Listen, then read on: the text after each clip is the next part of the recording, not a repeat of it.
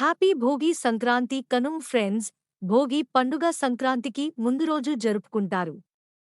ఇది పాత అలవాట్లు, పాత బాధలను విడిచిపెట్టి కొత్త జీవనానికి అడుగుపెట్టే సంకేతం.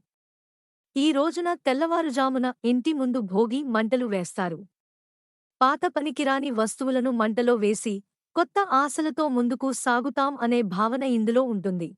ఇంటి ముందు ముగ్గులు మరియు గొబ్బెమ్మలు వేసి పండుగ శోభను పెంచుతారు.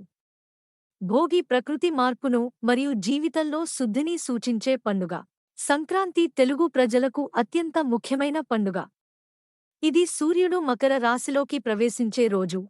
రైతులు పండిన పంటలకు కృతజ్ఞతలు తెలుపుతూ ఈ పండుగను జరుపుకుంటారు. ఈ రోజున స్వీట్ పొంగలి, అరిసెలు, గారెలు వంటి సంప్రదాయ వంటకాలు చేస్తారు.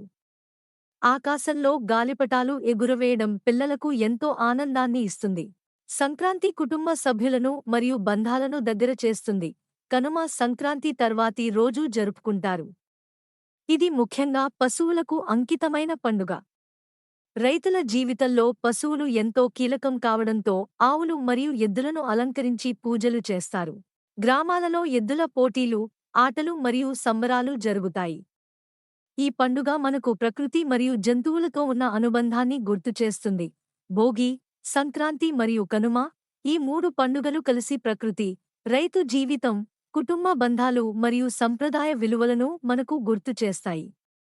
ఇవి కేవలం పండుగలు మాత్రమే కాదు, మన సంస్కృతికి ప్రతిబింబాలు. Thank you for watching this video. Please like, share and subscribe our channel friends.